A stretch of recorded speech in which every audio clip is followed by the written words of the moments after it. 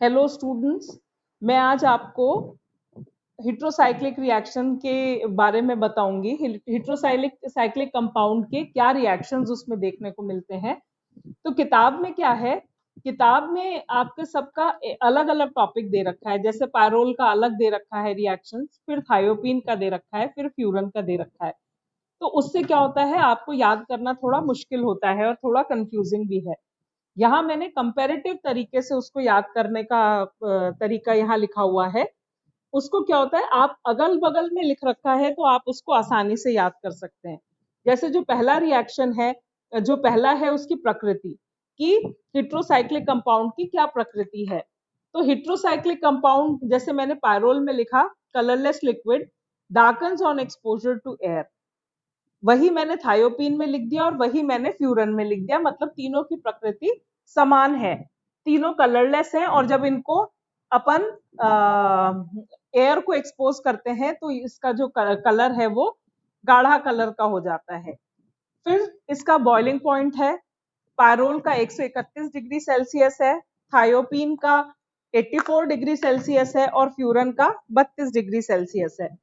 तो इस तरह से अपने को याद रहेगा कि इन तीनों के बॉइलिंग पॉइंट में कितना डिफरेंस है। फिर थर्ड पॉइंट आता है कि जो पायरोल है वो स्पेरिंगली सॉल्युबल इन वाटर है, मतलब कम पानी में घुलता है। थायोपीन है वो इनसॉल्युबल है और फ्यूरन है वो इनसॉल्युबल है। तो मतलब पानी में खाली पायरोल घुलेगा, वो भी कम मात्रा में। थायोपीन और फ्यूरन पानी में नहीं घुलेंगे। अगला पॉइंट है डायपोल मोमेंट। तो पायरोल का 1.80 डी इसका वैल्यू है, इसमें डायपोल मोमेंट देखने को मिलेगा। थायोपीन में ये वैल्यू 2 है तो ये ज्यादा स्थायी होगी, फ्यूरन का इसमें नहीं दिया हुआ। फिर अगला आता है इसका बेसिक कैरेक्टर। तो जो पायरोल है वो वीक बेस है। वीक बेस क्यों है? क्योंकि मैंने आपको पहले मेरे चैप्टर्स में बताया है कि जो पायरोल होता है उसमें जो लोन पेयर ऑफ इलेक्ट्रॉन्स हैं वो इसको पाई क्लाउड बनाने में काम में आ जाते हैं। तो पाई क्लाउड बनाने में काम में आ जाते हैं तो क्या होता है कि वो फ्रीली अवेलेबल नहीं है फॉर रिएक्शन, इसलिए वह कम बेसिक होगा। अब जो पहला रिएक्शन आता है वो आता है नाइट्रेशन रिएक्शन। तो मैंने तीनों के सामने एरो लिख रखा है। एरो में के साथ में क्या है, वहां मैं रिएक्टिंग एजेंट्स लिखती हूँ कि किन किन के रिएक्शन से क्या बन रहा है। तो अपन पहला देखेंगे नाइट्रेशन। नाइट्रेशन में क्या हो रहा है कि 5 डिग्री सेल्सियस पे नाइट्रेटिंग एजेंट है CH3COO NO2 और CH3CO होल ट्वाइस O। इनकी प्रेजेंस में ये रिएक्शन हो रहा है और यहाँ पे अपने को दो पोजीशन पर NO2 सब्स्टिट्यूट हो जाता है और 2 नाइट्रोफिनॉल अपने को मिल रहा है। जो थायोपीन का केस है इसमें आप देखिए नाइट्रेटिंग एजेंट सेम है CH3COO NO2 और एनहाइड्राइड है CH3CO होल ट्वाइस O, और यहाँ पर भी अपने को 2 नाइट्रो थायोपीन मिल रहा है। फिर अपन देख रहे हैं फ्यूरन।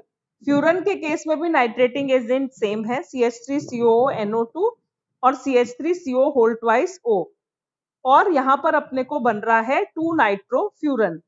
पर तीनों के केस में क्या अंतर हुआ कि पायरोल के लिए अपने को 5 डिग्री सेल्सियस टेम्परेचर देना पड़ रहा है, थायोपीन का ये रूम टेम्परेचर पे हो रहा है, और फ्यूरन के लिए अपन को चिल्ड मतलब ठंडे उसमें ये रिएक्शन होगा। तो ये तीनों में डिफरेंस है। तो आपको आसान हो गया कि देखिए नाइट्रेटिंग एजेंट समान है और खाली टेम्परेचर वेरिएशन है। तो तीनों रिएक्शन में अगर अपन ने थोड़ा सा दिमाग में रखा तो अपन को इजिली याद हो जाएगा।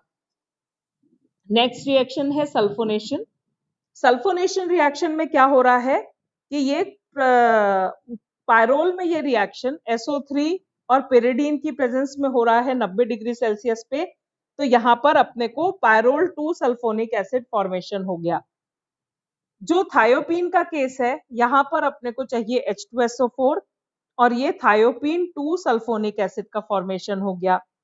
और फ्यूरन में फिर SO3 की रिएक्शन हो रही है पिरिडीन की प्रेजेंस में, पर ये रूम टेम्परेचर पर ये वाली रिएक्शन हो रही है, आप देखिए। और यहाँ पर भी अपने को SO3H सब्स्टिट्यूट हो गया। तो इसका मतलब क्या हुआ कि सल्फोनेशन में पायरोल और फ्यूरन में सेम सल्फोनेटिंग एजेंट यूज कर रहे हैं, पर पायरोल में ये अभिक्रिया 90 डिग्रीज पर हो रही है और यहाँ पर फ्यूरन में रूम टेम्परेचर पर हो रही है। और थायोपीन के लिए अपने को H2SO4 की जरूरत है। जो तीसरा रिएक्शन है वो ब्रोमिनेशन रिएक्शन है। तो पायरोल के केस में ब्रोमिनेशन में क्या होता है कि इस अभिक्रिया को मोनो या डाई पोजीशन पे नहीं रोक सकते, मतलब कि अपन इसको ऐसे नहीं रोक सकते कि मोनो ब्रोमो एक सब्स्टिट्यूशन हो गया या दो सब्स्टिट्यूशन हो गया। तो यहाँ पर क्या मिलता है अपने को, टेट्रा सब्स्टिट्यूटेड प्रोडक्ट मिल रहा है। इसमें चारों पोजीशन पे ब्रोमीन सब्स्टिट्यूट हो रहा है, तो अपने को टेट्रा ब्रोमो पायरोल मिल रहा है। थायोपीन के केस में क्या हो रहा है, ये रिएक्शन ब्रोमीन और बेंजीन के साथ में हो रहा है, तो अपने को डाई सब्स्टिट्यूटेड प्रोडक्ट मिल जा रहा है 2,5 डाई ब्रोमो थायोपीन। और फ्यूरन के केस में क्या हो रहा है कि ब्रोमीन के साथ 0 डिग्री सेल्सियस पे अपन रिएक्शन कर रहे हैं डाइऑक्सेन की प्रेजेंस में, तो अपने को ये मिलता है 2 पोजीशन पे सब्स्टिट्यूशन। पर इन जनरल क्या होता है कि ब्रोमिनेशन करने पे पॉलीमराइजेशन हो जाता है। इसलिए अपने को क्या जरूरत होती है कि अपने को इसका कोई इस पर ऐसा ग्रुप सब्स्टिट्यूटेड हो जिसका -I इफेक्ट हो, इलेक्ट्रॉन विड्रॉइंग इफेक्ट हो। तो यहाँ पर अपन क्या कर रहे हैं, पहले इसमें COH ग्रुप सब्स्टिट्यूट कर रहे हैं और फिर इसका अपन ब्रोमिनेशन कर रहे हैं। तो यहाँ पर ये ब्रोमीन सब्स्टिट्यूट हो गया और उसके बाद में कॉपर पैलेडियम कैटलिस्ट और क्यूनोलिन की प्रेजेंस में ये रिएक्शन हम करेंगे, तो अपने को 2 ब्रोमो फ्यूरन का फॉर्मेशन हो जाएगा। सिमिलरली आयोडीनेशन रिएक्शन कर रहे हैं, तो आयोडीनेशन में क्या हो रहा है, पायरोल में चारों ग्रुप पे सब्स्टिट्यूशन हो जा रहा है, तो अपने को चारों 2, 3, 4, 5 चारों पोजीशन पर अपने सब I ग्रुप सब्स्टिट्यूट हो गया।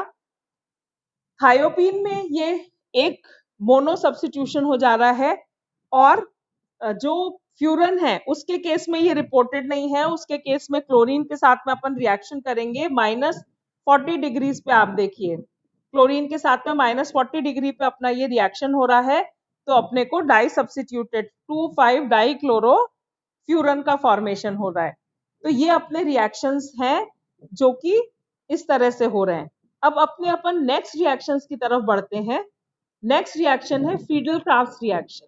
फ्रीडल-क्राफ्ट रिएक्शन में क्या हो रहा है कि ये रिएक्शन अपना पायरोल के लिए 25 डिग्री सेल्सियस पर हो रहा है, CH3CO होल ट्वाइस O की प्रेजेंस में। तो 2 पोजीशन पर COCH3 सब्स्टिट्यूट हो रहा है। यहाँ पर मैं N लिखना भूल गई हूँ, यहाँ पर N बीच में आएगा, पायरोल में सब्स्टिट्यूशन हो रहा है, तो ये N लिखना मैं यहाँ पर भूल गई हूँ।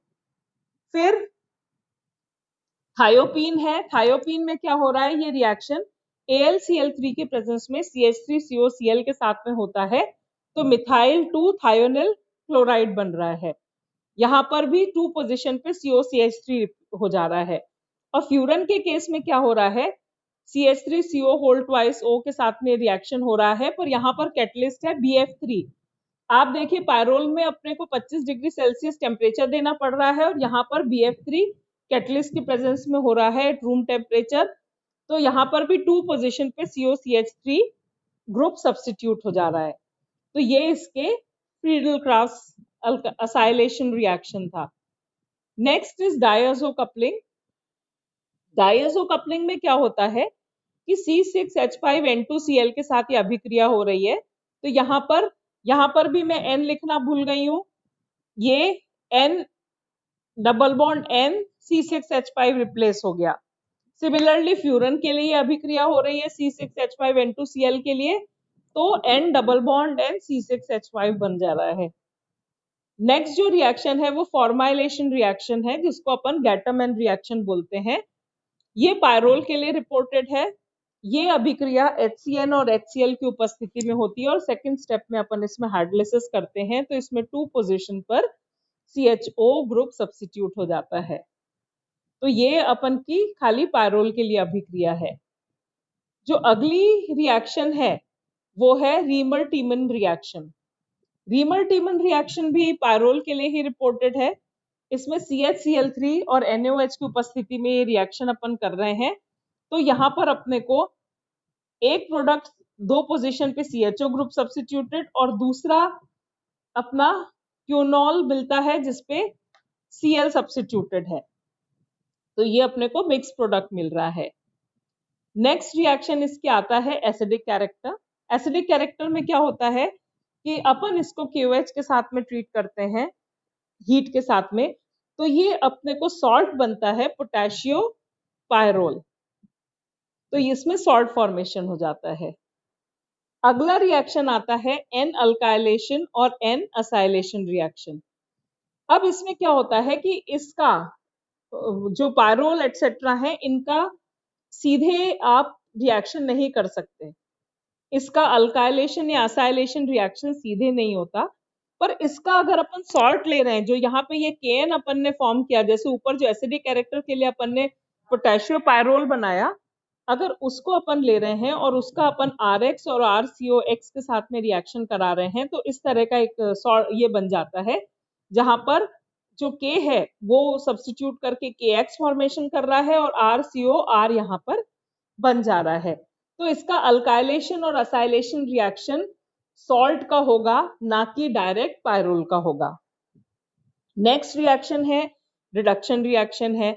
रिडक्शन रिएक्शन में क्या होता है कि जिंक और CH3COH की उपस्थिति में ये रिएक्शन हो रहा है, तो यहाँ पर क्या हो रहा है, 2,5 डाइहाइड्रोपायरोल बन रहा है और यहाँ पर ऊपर डबल बॉन्ड है, 2,5 डाइहाइड्रोपायरोल का फॉर्मेशन हो रहा है और यहाँ पर डबल बॉन्ड है।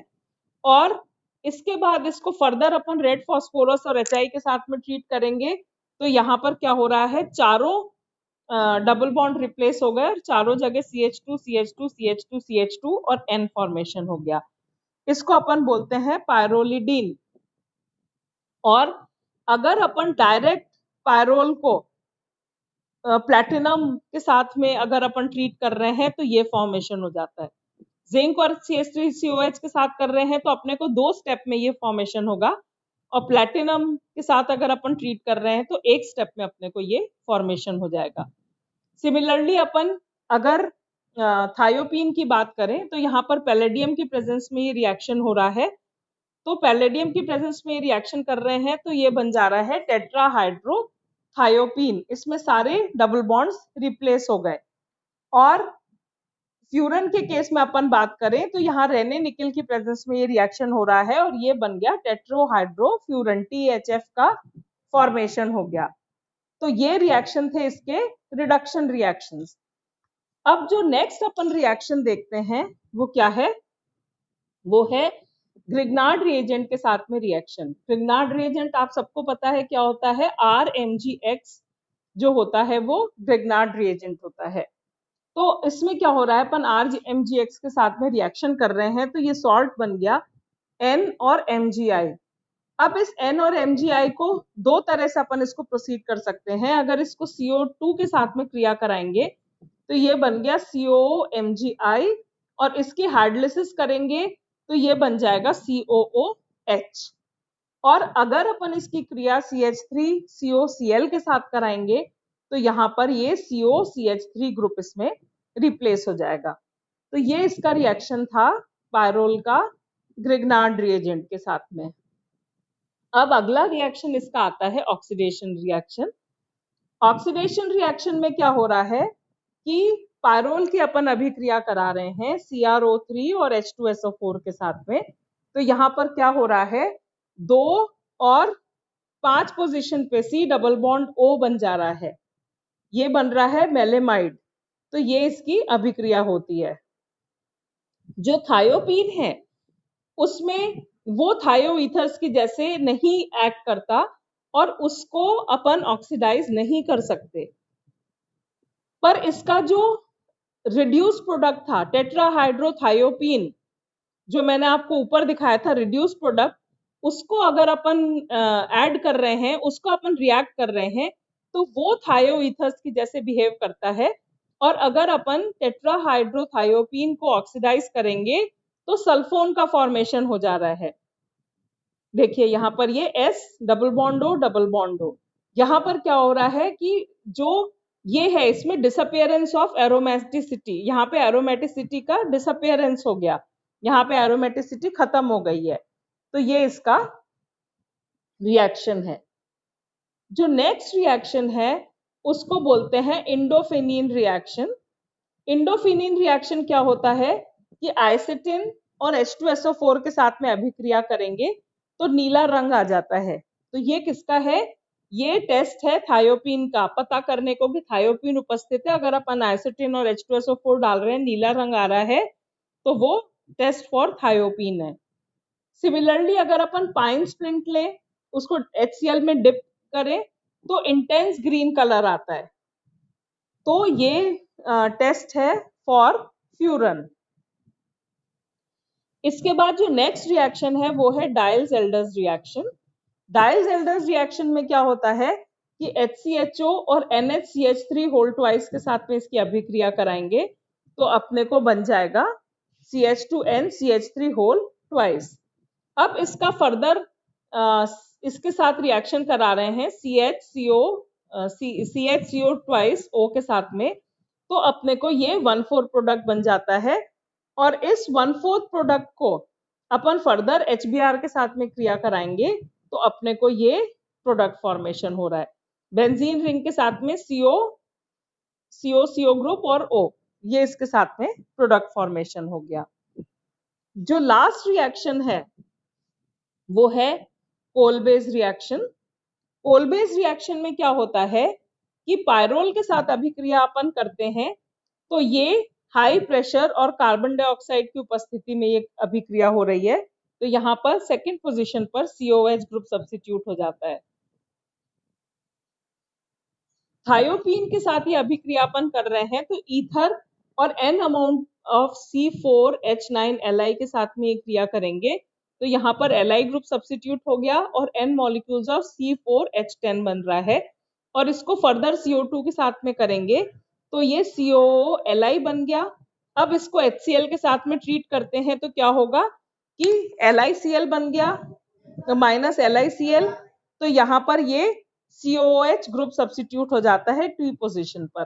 2 नंबर पे COOH ग्रुप सब्स्टिट्यूट हो रहा है। सिमिलरली अपन फ्यूरन के साथ करेंगे तो C4H9Li के साथ में रिएक्शन करेंगे तो OLi का फॉर्मेशन हो गया। अब जो OLi बन रहा है इसको अपन फर्दर CO2 के साथ अभिक्रिया करेंगे तो ये क्या बन जाएगा, COOLi बन गया। और उसको फर्दर HCl के साथ में हाइड्रोलाइज करेंगे तो COH ग्रुप का सब्स्टिट्यूशन हो गया। तो ये इसके रिएक्शंस थे हेटेरोसाइक्लिक कंपाउंड्स के। और यहाँ पे क्या है, ये इजी मेथड है। यहाँ पर अगल बगल आप इस तरह से लिख के याद करेंगे तो it is a easier way to remember. आप आसानी से इसको दिमाग में रहेगा कि इसमें खाली सेम चीजें हैं, खाली कंडीशंस चेंज करनी है। तो this is a better way to remember. Thank you.